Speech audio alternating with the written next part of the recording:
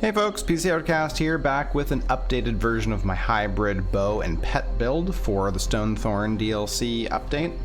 And here we are. So we've got a high elf, which is absolutely not the ideal character for this build, but works pretty well anyway. High elf sorcerer using both pets, the Clanfear and the Winged Twilight. We've got nearly 17k max magicka, 19.5k max health, 31k, nearly 32k max stamina, 565 magicka recovery, 383 health, and 1551 stamina recovery, weapon damage of 2110 and weapon crit of 47.6%, and spell and physical resistance of just under 12k. We're using the Shadow Mundus, and I'm currently using Tri-Stat food just to boost a little bit of everything all around. You could also go with something like Dubious Cameron Throne for the stamina recovery, but I find stamina is not a big problem with this playthrough. In fact, you might want to even use something that boosts your magicka, which is exactly what I'm using here. And I'll show you why you want that, or at least that it comes in handy when we get into the skills. So let's take a look at that. We are running Poison Injection on the front. We only have one bar, by the way, just one bar. You could change this around if you like, but because you have the two slots already taken up by your summons, you don't have a whole lot to work with on the other side, but one bar works just fine. We've got Poison Injection, like I said. This starts out as Poison Arrow, morphs to Poison Injection, does damage up front and damage over time to a single enemy, and deals up to 100% more damage to enemies under 50%. And that synergizes nicely with the Twilight Tormentor, which starts out as Winged Twilight, morphs into Twilight Tormentor. This one does shock damage, and you can activate its special ability for magicka, causing it to deal 53% more damage to enemies above 50% for 15 seconds. So you open with this, they do a little extra damage until the enemy is low, and then your Poison Injection does more damage as they drop below 50%.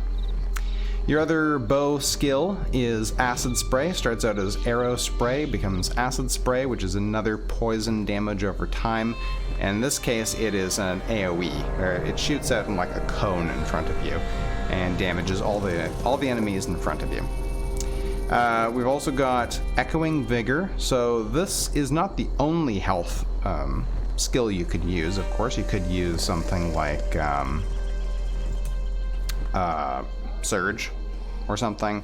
I think that merges in, or you going to morphing it into Critical Surge, which will heal you more every time you do critical damage, but it won't heal your allies or your summons here. So Echoing Vigor will do that. Gives you a little over 10k health over 10 seconds, and it will heal both your, most importantly, your Clanfear, because your Clanfear is doing tanking for you, which we'll get into right now. Clanfear starts out as Unstable Clanfear, morph it into Unstable, or sorry, it starts out as Unstable Familiar, morph it to Unstable Clanfear. This one does physical damage, and it to a single target with its head, and its tail swats at an AoE for another 1,000 damage every second. Once summoned, you can activate the Clanfear special ability for magicka, healing you for 6,000 and the Clanfear for 3,000. So that's another healing spell there for you.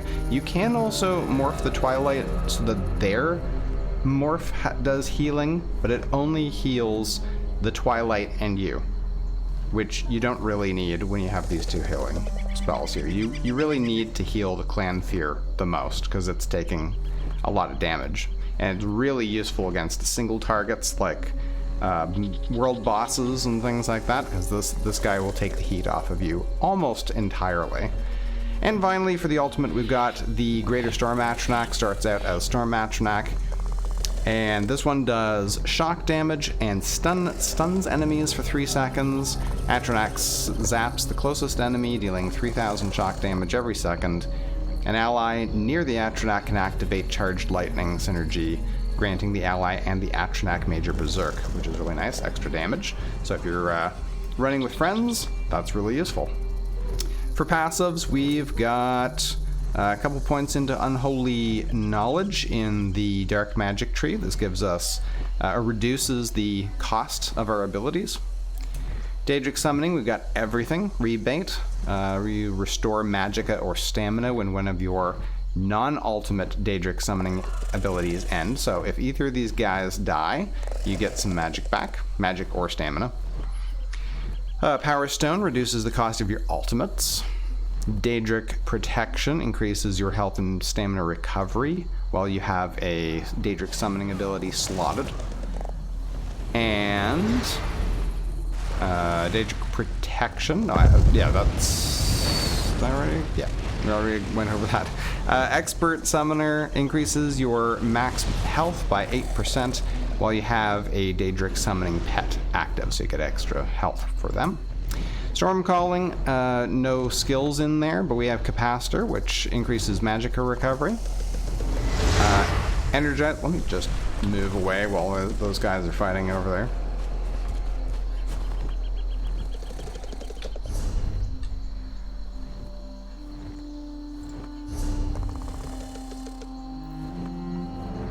Amplitude increases your damage done against enemies by 1% for every 10% current health they have. And Expert Mage increases your weapon and spell damage by 2% for each sorcerer ability slotted. Well, I don't have any sorcerer abilities. Oh, yeah, these two are sorcerer, and so is that? Yes. Those 3 are all in there, so we get an extra 6% weapon damage. And for the bow, we've got Long Shots. Gives you bonus damage up to 12% against enemies at longer range. Weapon Crit. Ranger gives you reduced stamina cost of bow abilities. Hawkeye, dealing damage with light or heavy attacks increases the damage of your bow abilities by 5% for 5 seconds, stacking up to 5 times. And Retreat. You get Major Expedition for 4 seconds, being able to move 30% faster after a roll dodge. We're also running 6 pieces of medium armor. So we got Dexterity for extra weapon critical, Windwalker for stamina recovery and reduces the stamina cost of your abilities, and Agility increases weapon damage, and Athletics increases the movement speed of sprint by 3% and reduces the cost of roll dodge by 4% per piece. We also have 1 piece of heavy, so we've got physical and spell resistance with resolve, health recovery, and Magicka. You restore Magicka and stamina when you take damage for each piece of heavy armor, so you get a little bit back there. And Juggernaut increases your max health for each piece of heavy armor equipped. You could go 2-5. You could also go 1 heavy, 1 medium, 1 heavy, 1 light, and 5 medium. And then you can get the Undaunted perks too that increase your health. And what else? I'm not high enough up to get that. Increases your health, max health, stamina, and Magicka by 1 for each thing. So right now we're getting 2%. You could increase that by 3%. It's not a huge boost though. And as we said, we also already have the Echoing Vigor there, which starts out as Vigor and morphs into Echoing Vigor. And there you go. For racial bonuses, I always get all of them, just in case I might need them. Highborn just affects destruction, increases your experience gain by 1%, and destruction staff if you happen to use a destruction staff, not for this build. Spell recharge, when you activate a class ability, restore Magicka or stamina based on whichever is lowest. This effect can occur every 6 seconds. When you are using an ability with a channel or cast time, you take 5% less damage. It's quite nice. Increase max magicka, so this is because of being a high elf. And increase spell damage, which is not useful for this build. But this is helpful because of these two magicka abilities here, but obviously a stamina-based character like a Red Guard would have better sustain on the stamina side, although like I said, this build doesn't have a lot of problem with stamina sustain. You could also have the Orc, which will do more damage, and Khajiit would probably also be good. So any of those builds could work, any of those races could work, but this one's just fine. So for armor, we've got three set. We're rocking 3 sets. So we got Hunding's Rage, which is a crafted set. This one's got, and everything's divine to boost our Shadow Mundus, which is what we're using. So this one gives you weapon critical, max stamina, weapon critical, and weapon damage. Those are the bonuses. The other one I'm using is the Night Mother's Gaze. This is also a crafted set, I believe. I'm pretty sure it's a crafted set. This gives you more weapon critical, weapon damage, and weapon critical. I don't have 5 pieces. Otherwise, you would also get Major Fracture, which reduces physical resistance on your enemies. And the reason I don't have 5 pieces on that is because I'm running Agility. The Agility jewelry. So, Necklace of Agility, we've got Stamina Recovery, Health, and the 3 set bonuses are, or the 2 set bonus is max stamina, and the 3 set bonus is weapon damage. And we've also got Stamina Recovery and Stamina. Stamina Recovery, max stamina. You could definitely change at least 2 of these to weapon damage if you want to increase your output. And for the bow, we've got, in this case, I've got Hunting's Rage. I'm using Infused and Weapon Damage Enchantment. So there you go. Now, excellent. The Abomination has come back. So let's leave you with a little bit of combat.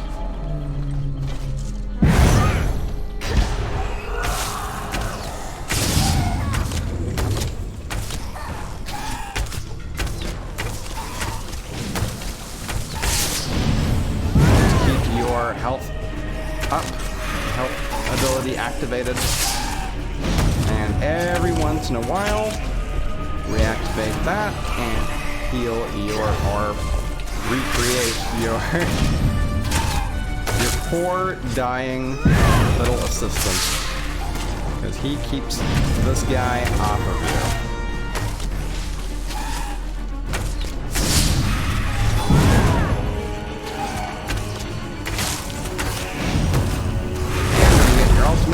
Done.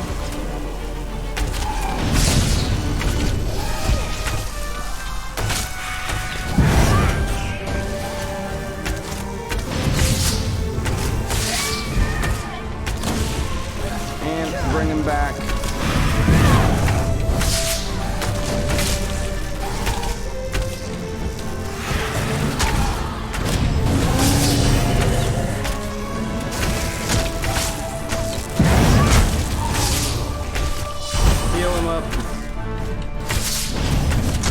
Oh no. We brought in another enemy. That's too bad. Some loot.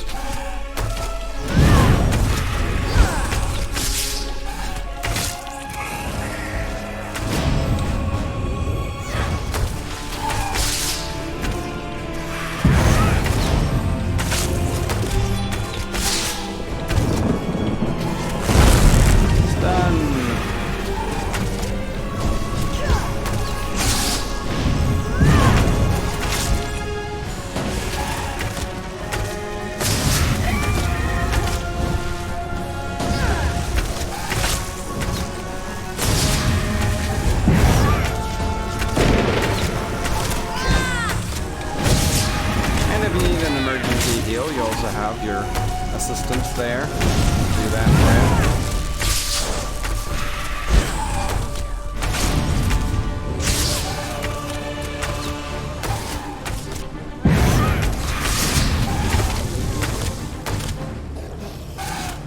Throw in the odd heavy attack to keep your stamina up.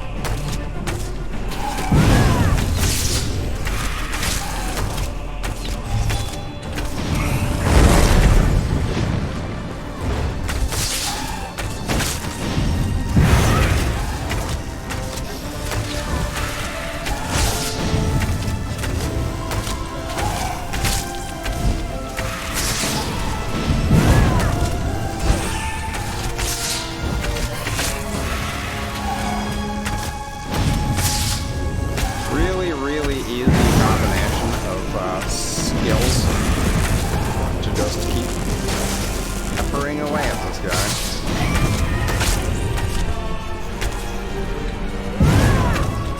And there you go! Victory! Thank you very much for joining me. I hope you liked this build, and we will see you in another video. If you want to see more Elder Scrolls Online builds, please hit the like and subscribe. Thanks very much. We'll see you guys next time.